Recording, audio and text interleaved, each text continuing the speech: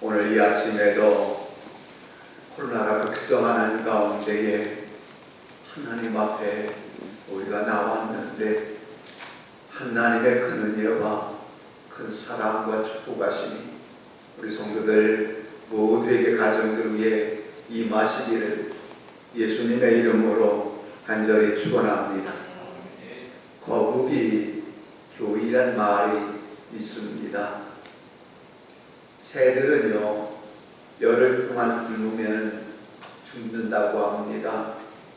사람은 대개 15일 정도 물 한 모금 마시지 않으면 죽는다고 합니다. 개는 20일 굶으면 죽는다고 그러지요. 금식하는 사람들이 좋은 물을 마시면서는 40일까지는 살 수 있다고 합니다.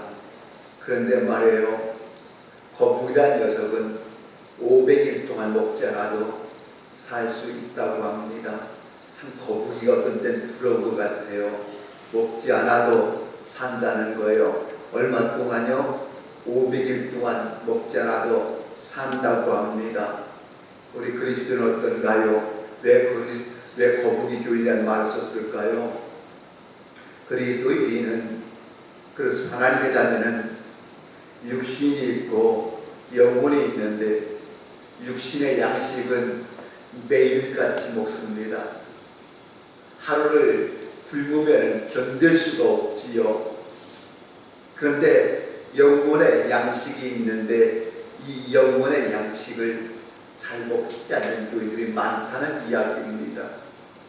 영혼의 양식인 성경의 말씀을 1년 동안 읽지 않고 2년 동안 읽지 않으면서도 용케 살아있는 사람들을 가리켜서 거북이 교인이다 이런 말을 합니다. 오늘 에덴교회 성도들은 거북이 교인이 아니라 날마다 일용할 양식을 먹듯이 우리의 영혼의 양식인 하나님의 말씀을 날마다 먹는 여러분의 삶이 되어지기를 축복합니다. 오늘은 성서주일이에요. 1년에 한 번 지키는 성서주일인데 하나님께서 인간의 주신 최대의 선물이 크게 두 가지라고 이야기한다면 하나님 예수 그리스도가 최고의 지상의 선물이고 또 하나는 하나님의 말씀인 성경이 최고의 선물입니다. 오늘 저는 성서주일에 하나님의 말씀은 능력이 있습니다. 그 말씀 가지고서 은혜 받으려고 합니다. 어떤 능력, 왜 능력이 있을까요? 어떤 능력이 있을까요? 성경은 오늘 12절 말씀에 이렇게 기록됐습니다. 하나님의 말씀은 살아있고 발력이 있어라고 말합니다. 즉 하나님의 말씀은 살아있다는 말씀입니다. 하나님의 말씀은 살아있다는 말씀이에요. 고전 문학 가운데에 최고의 권위 있는 고전을 꼽으라면 호모의 인류 아들을 이야기합니다. 왜냐하면 고대 사본이 643부나 남아있기 때문에 그렇습니다. 고대 사본 643부나 남아있기에 사람들은 이 호모의 일리아드를 아주 권위 있는 책으로 인정을 합니다. 그런데 성경은 어떤지 아십니까? 헬라어 고대 사본이 5600부가 있습니다. 라틴어의 고대 초대 사본이 10,000부가 있습니다. 초기 번역본까지 합하면 성경은 25,000부의 성경 사본을 가지고 있습니다. 일반 사람들이 문학에서 말하는 호모의 일리아드 643부보다 어마어마하게 성경 고대 사본을 가지고 있습니다. 가장 오래된 사본 중에 하나가 근세스럽게 발견되어 있는데 사해사본이라고 있습니다. 사해사본은 오늘날 우리가 가진 성경과 정확하게 일치하고 있다고 합니다. 또한 이 성경은 성령의 감동에 의해서 기록된 저자가 무려 40명이나 됩니다. 그 40명 중에 어떤 사람은 목동이었고 어떤 사람은 왕이었습니다. 어떤 저자는 출신이 쇠이었고 어떤 저자는 선지자였습니다. 어떤 저자는 어부였고 어떤 저자는 대학자였습니다. 어떤 이는 의사였고 어떤 이는 왕자였습니다. 그런데 성경의 맨 처음 책이 창세기고 맨 마지막 책이 요한계시록입니다. 창세기를 기록한 저자는 모세라고 이야기합니다. 모세가 이 성경을 쓸 때에 기록한 연구가 대충 몇 년일 것 같아요? BC 1400년입니다. 요한계시록을 썼던 사도 요한계시록을 쓸 때에 연구가 어느 정도일까요? AD 90년을 잡습니다. 토탈 합하면 적어도 몇 년 되나요? 1500년 동안 이 성경책이 기록됐다는 이야기예요. 1500년 동안. 여러분, 이 성경책이 그냥 어느 순간에 몇 사람에 의해서 잠깐 몇 년 동안에 기록된 것으로 생각합니까? 아니라는 이야기예요. 1500년의 역사를 가지고서 기록한 책이 성경책이에요. 우리가 많이 읽었던 창세기의 성경책이 BC 1400년경에 기록된 성경책이라는 것을 여러분 기억합니까? 그리고 요한계시록이 AD 90년에 기록된 책이에요. 이 성경 66권의 연구를 기록한 합하니까 몇 년이에요? 1500년의 기록이라는 이야기입니다. 1500년 동안 이 책이 기록됐다는 거예요. 이런 책을 가져본 적 있습니까? 여러분 중에 가장 가지고 있는 책 중에서 가장 오래된 책이 몇 년도 책일 것 같아요? 몇 년에 기록될 것 같아요? 별거 아니잖아요. 몇 년 안 되잖아요. 근데 이 성경책은 1500년 전에 기록한 것이 오늘 우리까지 전해지고 있다는 것입니다. 그래서 놀랍게도 성경은 목적성과 방향성과 원리와 철학에서 정확한 통일성과 일치성을 가지고 있다는 이야기입니다. 이 말이 어떤 말인지 아세요? 목적과 방향과 원리와 철학에서 통일성과 일치성을 가지고 있다는 이야기예요. 어떻게 1500년의 역사 속에서 기록된 책들이 목적성이 같을 수 있겠습니까? 1500년의 저자와 1500년 전의 저자가 어떻게 90년의 저자와 목적이 같을 수가 있겠습니까? 어떻게 이 내용이 통일성이 있겠습니까? 지금은 10년만 지나도 시대가 변하여 가치관이 다른 시대입니다. 근데 1500년 동안에 처음에 기록했던 모세의 1440년의 기록과 그 기록의 목적과 그 방향이 AD 90년에 사도 요한이 썼던 요한계시록의 목적과 방향이 통일성을 가지고 있고 일치성을 가지고 있다는 거예요. 이것은 놀라운 기적이죠. 놀라운 기적입니다. 그런데 이 기적이 어떻게 일어날 수 있었을까? 하나님 친히 쓰신 살아있는 말씀이기 때문에 이 기적이 일어나지 않습니다. 이 성경은 그런 책이에요. 이 성경이 그런 책이에요.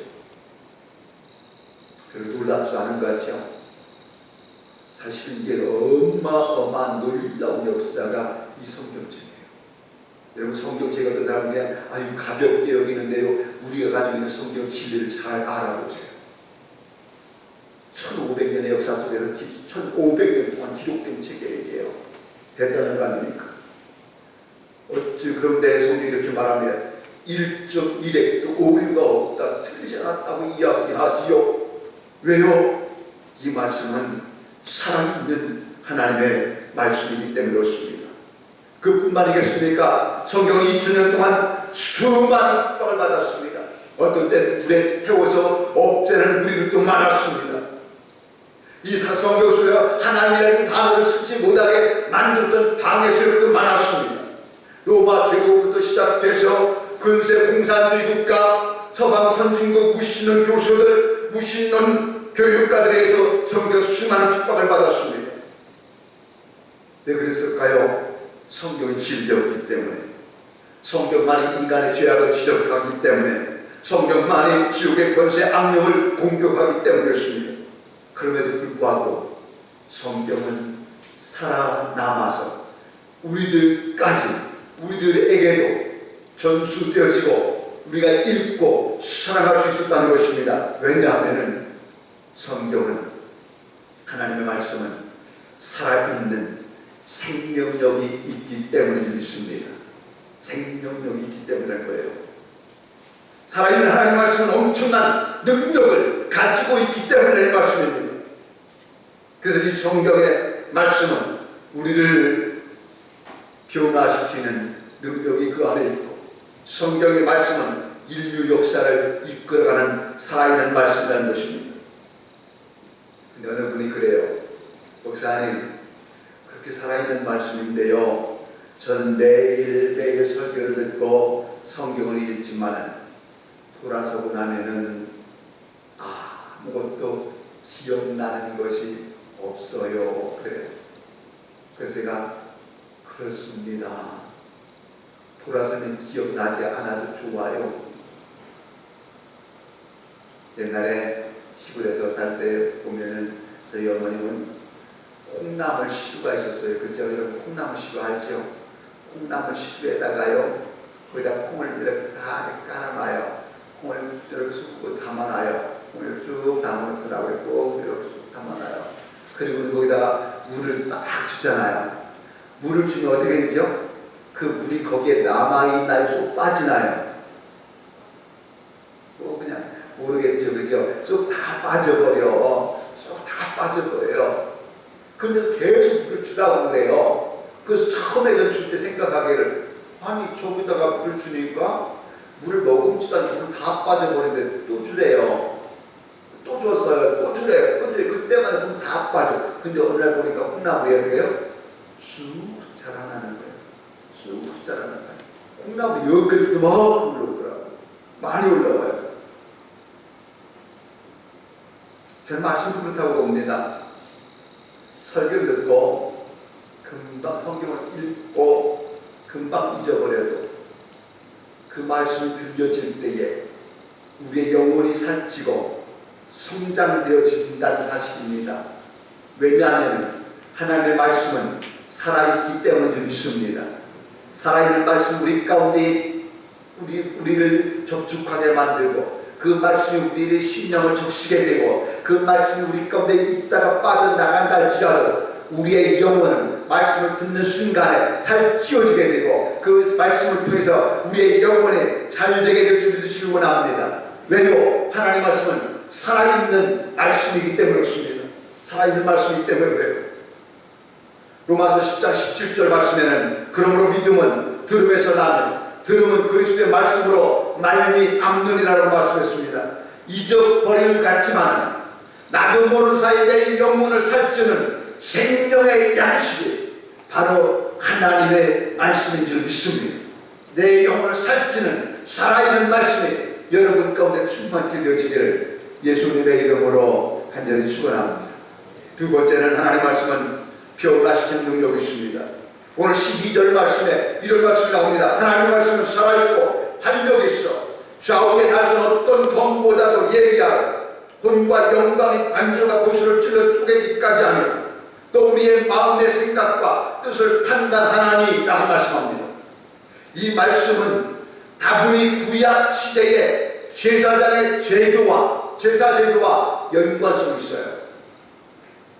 제사장들이 구약 시대에 짐승을 잡아서 제단 위에 올려서 불태울 때 어떻게 합니까? 사람들은 자기가 죄를 지으면 짐승을 가지고 제사장 앞에 나갑니다. 내 죄가 용서받기 원합니다. 그러면은 이제 우리의 죄의 모든 것을 다 그 짐승에게 전가시켜요. 그럼 제사장이 그 짐승을 잡습니다. 어떻게 해요? 각을 떠서 살에 바르고 뼈와 살을 분리시킵니다. 그리고는 다 분리시켜서 제단 위에 올려놓고서 불살합니다. 그러면 어떻게 되지요? 짐승은 죽고 우리의 죄는 용서받고 우리의 영혼은 살게 되는 놀라운 은혜가 그 제도의 의미라는 말씀입니다. 우리가 여기서 기억하는 것은 그렇지요. 짐승의 각을 끊고 바르는 것은 죽이는 것 같지만은 속죄제물이잖아. 그러면 그 가운데 생명의 역사가 나타납니다. 생명의 역사가 나타나요. 인간의 죄를 대속하고 사망에서 생명으로 구원하는 역사가 그 가운데 일어난다 이 말씀입니다. 여러분 의사가 수술 환자들이 있으면 어떻게 해요? 수술실로 우리를 들어갑니다. 들어가서 어떡하죠? 칼로다가 가르잖아요. 그리고 내장들 다 흡쳐서 암 환자가 있으면 그 암덩어리를 끄집어내요. 의사가 칼로 사람의 배를 가르고 장들을 이렇게 다 흡치고 그 가운데 암덩어리 있으면 암덩어리를 다 빼내잖아요. 왜 그렇게 하죠? 죽이기 위해서 할까요? 살리기 위해서 할까요? 살리기 위해서란 말이에요. 칼로 절개하고 인체 깊은 곳까지 파고들어서 펼쳐 보입니다. 근데 이것은 죽이는 것이 아니라 살리는 일이었어요. 살리는 일. 하나님 말씀은 그렇다는 겁니다. 오늘 이것도 본문에 우리의 심령까지 깊은 곳에 파고들어가서 때로는 양심의 가책을 느끼게 하고 각성하게 만들고 변화시키는 것이 하나님의 말씀이라는 거예요.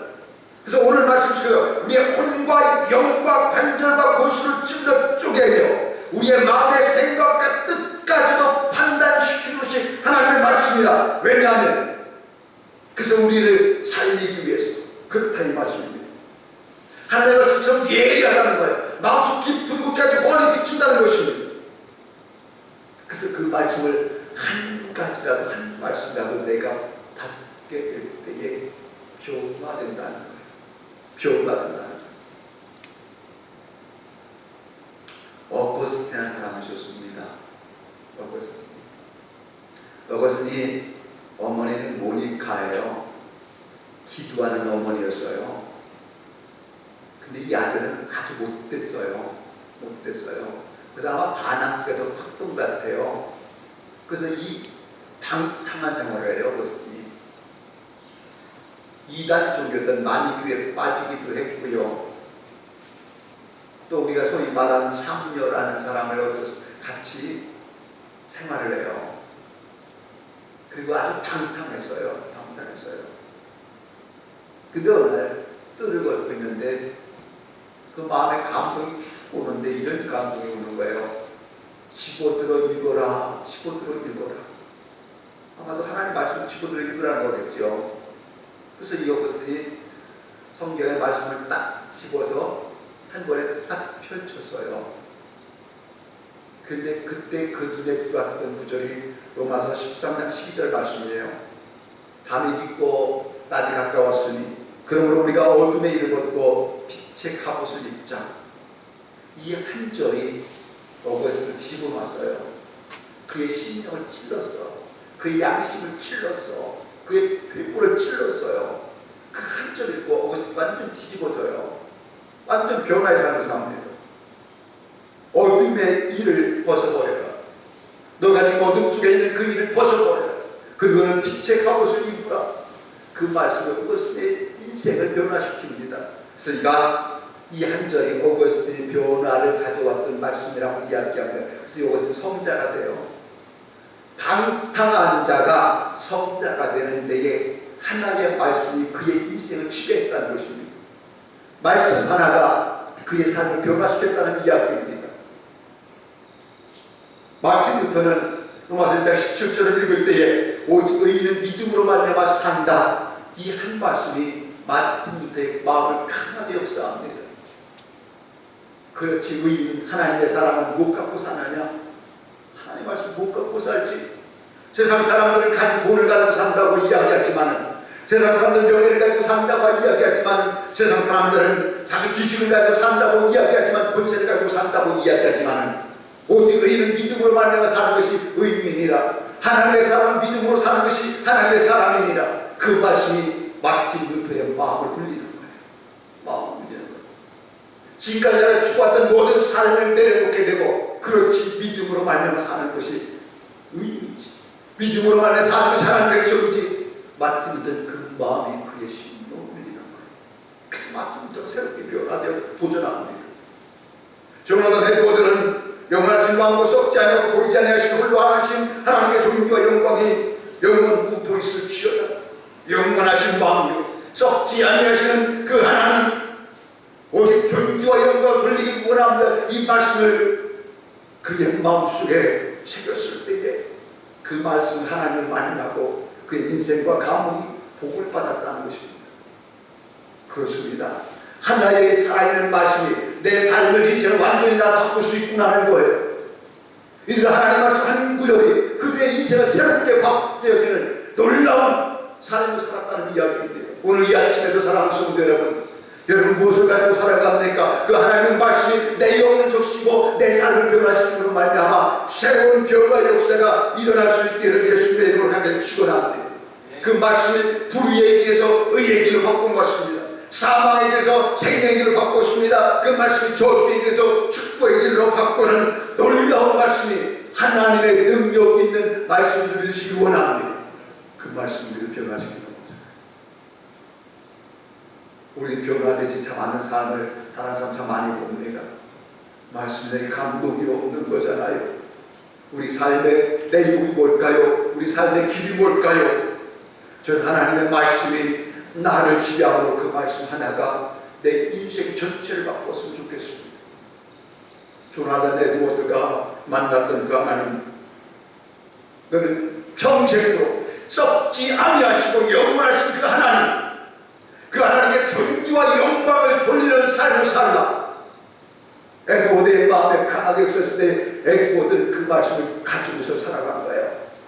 내 평생에 홀로 영광과 하나님께 존귀와 영광을 돌리는 인생을 살겠습니다. 에드워드의 결단은 그의 가문을 축복하였습니다. 그 자손들을 축복하게 만들었습니다. 오늘 우리가 살아가는 하나님 말씀을 겉으로만 읽지 말고 그 말씀이 내 삶 가운데에 새로운 변화와 내 삶을 만들어갈 수 있기를 예수님의 이름으로 간절히 축원합니다. 세 번째는 하나님 말씀은 치유의 능력이 있습니다. 출애굽기 15장 26절의 말씀 보니까 내 계명의 길을 기울이며 내 모든 길을 지키면 내가 애굽 사람이 내 모든 질병 하나도 너에게 내리지 아니하리니 나는 너희를 치료하는 여호와임이니라. 우리 치료라는 이야기를 들으면 병원을 먼저 생각합니다. 그러나 이들은요, 나를 치료하는 분이 여호와임이다, 이 사실을 먼저 믿고 있었다는 이야기입니다. 우리는 치료하면 의사를 찾아갑니다. 약을 먼저 생각합니다만은 하나님 말씀합니다. 나는 너희를 치료하는 여호와이니라. 나는 너희를 치료하는 여호와이다라고 말씀합니다. 하나님의 말씀은 치료의 능력이 있었다는 이야기입니다. 성경에 보니까 그런 말씀이 많이 나와요. 만군의 여호와 하나님이시여, 나는 주의 이름으로 일컬음 받은 자라 내가 주의 말씀을 얻어먹었사오니 주의 말씀은 내게 기쁨과 내 마음의 즐거움입니다. 내 마음의 즐거움은 양약이라도 심령의 근심은 뼈를 마르게 합니다. 이 뼈가 마르게 될 때에, 심령의 근심의 뼈가 마르게 될 때에 우리 삶 가운데 질병과 병마가 많이 찾아온다는 의학적 보고가 있잖아요. 그래서 말합니다. 모든 암의 근원은 스트레스다라고 말해요. 마음의 근심이 우리에게 암을 가져오고 마음의 근심이 우리에게 질병을 가져옵니다. 그러나 성경은 말합니다. 마음의 즐거움은 양약이고 하나님의 말씀은 내게 기쁨과 내 마음의 즐거움이오니 그 하나님 여호와는 너를 치료하는 여호와이니 그 하나님의 말씀이 우리를 치료함으로 말미암아서 우리의 영혼이 잘 되어지고 범사가 잘 되어지고 모든 병마음 가운데서 일어날 수 있고 치료받고 강건케 되어지기를 예수님의 이름을 하게 축원합니다. 그것이 하나님의 말씀이에요. 하나님의 말씀은 우리를 근심에서 몰아내게 만들어요. 요즘 코로나19로 인해서 많은 사람들이 우울증에 걸린다고 합니다. 우울증이요, 코로나19로 우울증의 절반을 넘는다고 그래. 한국 사람들에게요. 아니 세계도 그렇겠지요. 어디 가지도 못하고 꼼짝도 못하고 우울증에 사로잡힌다고 합니다. 근데요, 우울증의 특효약이 있더라고요. 우울증의 특효약이 뭔지 아십니까? 하나님의 말씀이고 찬송인 줄 믿습니다. 하나님의 말씀을 내가 읽고 묵상하고 내가 여호와를 찬송하게 되면 내 안에 내 영혼이 살찌게 되고 내 영혼이 즐거워지고 내 영혼이 노래하잖아. 내 영혼아 여호와를 찬양하라. 내 영혼아 여호와를 감사하라. 내 영혼아 여호와께 기뻐하라. 여호와를 기뻐하라. 그 속에 우울증은 사라지게 될 것이고 병마도 사라지는 놀라운 축복의 역사가 일어나기를 예수님의 성경의 진리지만은 의학적인 보고서에도 보면 그런 이야기가 나옵니다. 그리스도인들의 질병 치유를 믿지 않는 사람보다 속도가 더 훨씬 빠르다고 합니다. 의학적 보고서들이죠. 하나님의 말씀이 그래요. 하나님의 말씀은 왜요? 우리를 치유하는 능력이 그 안에 있기 때문에 그렇습니다. 이 시대 살아가면서 우울할 수 있어요.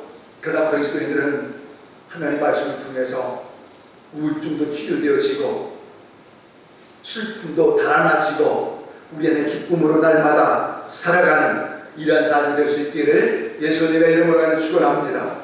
마지막으로 하나님 말씀에는 승리의 능력이 있습니다.